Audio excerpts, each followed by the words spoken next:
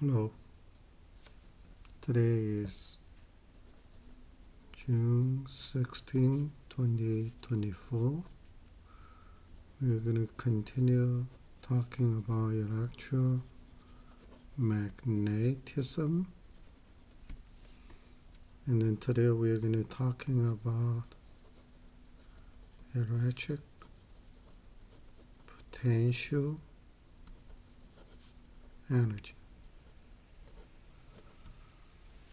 Before we talking about that, let's review what is conservative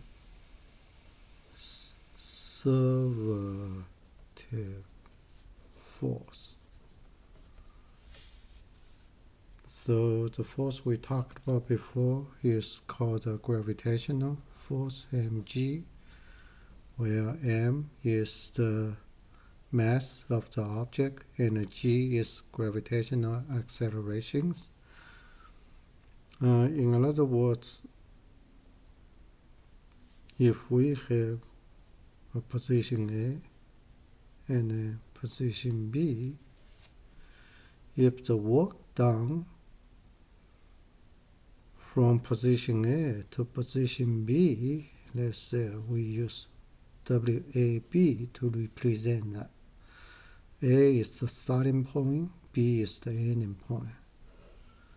The work done through the conservative force has nothing to do with the specific path. In other words, from the path 1 or path 2, as long as the position is the same, the WAB is always the same. In other words, it's independent to its path. Okay, so that is called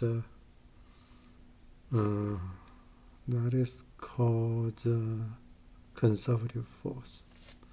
So gravitational force, the mg, is one of them. Another one is the one we're talking about today, is the electrical force.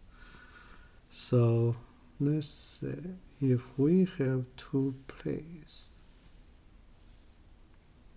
two parallel plates, one is a positive charge,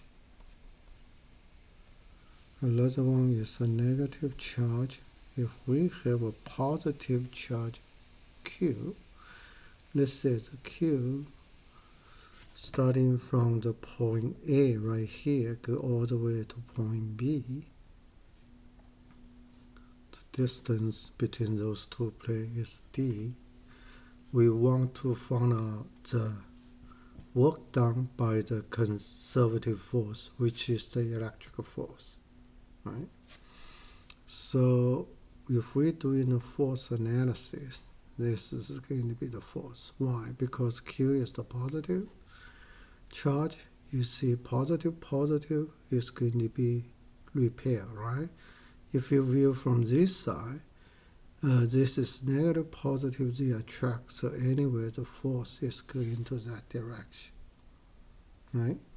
So we know force from the previous discussion. That's the charge Q times electric field.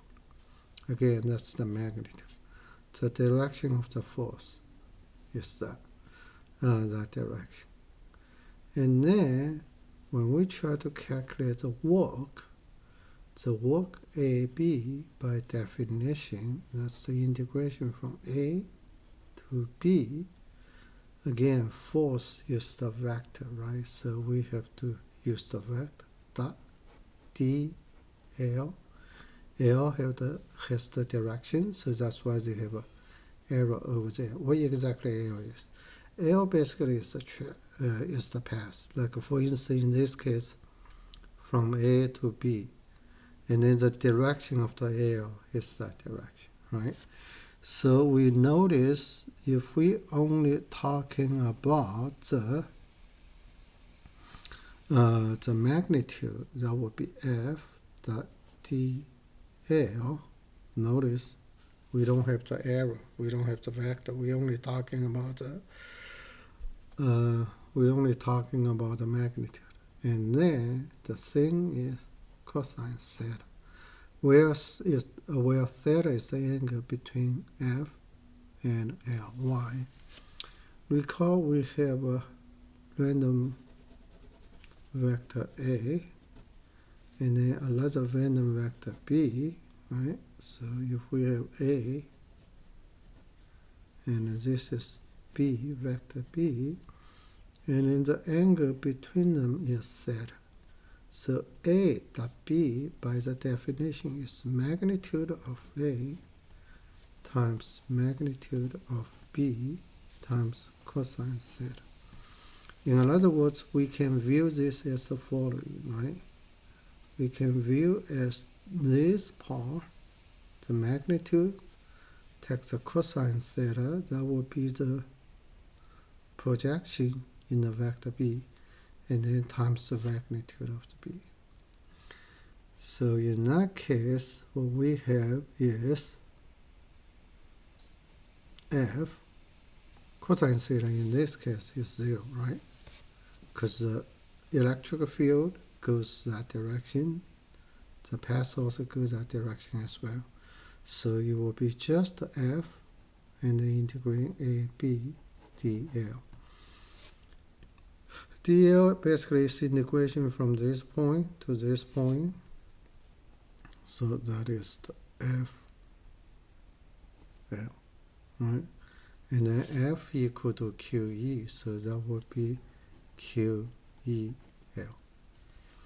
Okay, so that's pretty much the definition of the electrical potential energy. And then another thing I want to tell you is the following. So recall when we're talking about the mechanic portion of the physics, we know if randomly this is a work done on the object moving from point A to point B, if the force is the conservative, then it is equal to the energy at the point A subtract the energy of the point B. Specifically in this case, those energy are potential energy. Why? We assuming we're moving them in a very slow motion, such that the change of the kinetic energy is 0. So the only thing right here is associated with the potential energy. And then we can factor on -1, right? We factor on negative sign. If we factor on -1, then this term divided by -1 would become negative UA. And then negative UB divided by -1 would be positive UB. And then that would be equal to negative delta U. So every time you see the symbol delta, that means the ending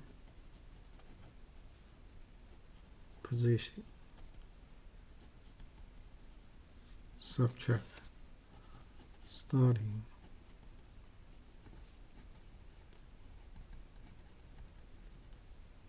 okay. So every time is the end, let's say from A to B, is whatever the value in the end, subtract the value at the beginning. That is called the delta. So in other words, for the conservative force, the work done by the conservative force from point A to point B actually equal to the negative of the energy change. In particular, in this time is the negative change of the potential energy. Okay.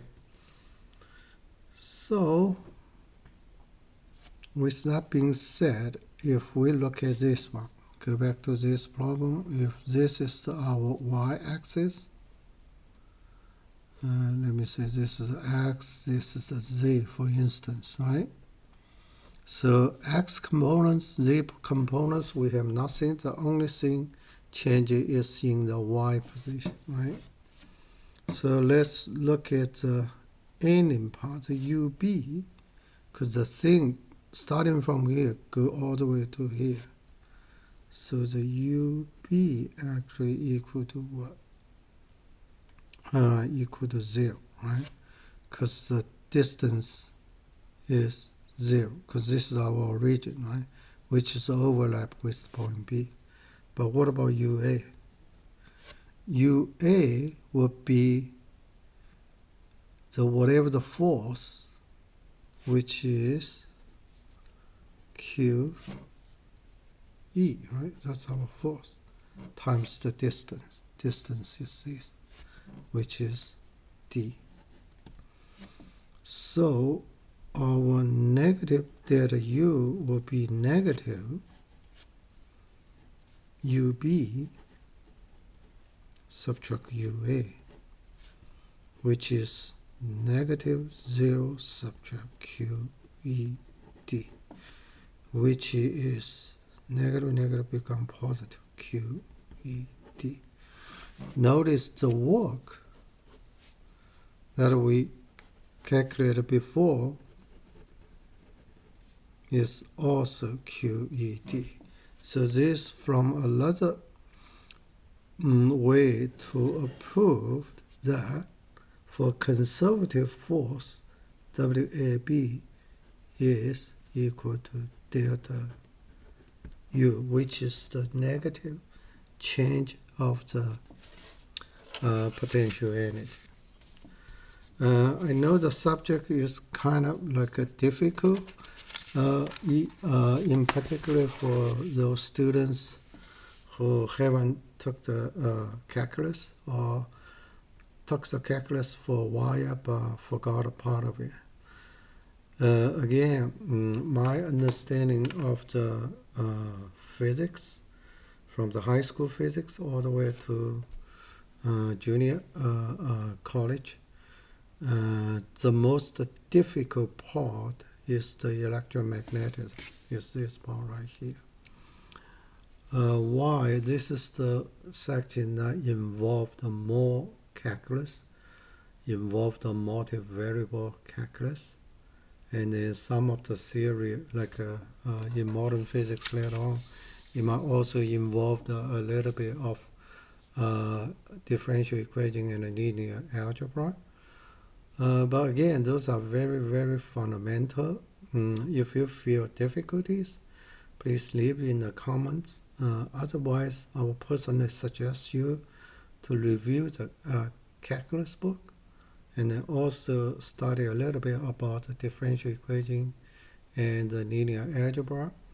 That will be sufficient to cover most of the engineering courses in your college study. Again, please leave your question on the comments, and then I can go over some of the comments questions if most of the students had a difficulty with. With that being said, good luck for your study, and I will see you guys next time. Bye-bye.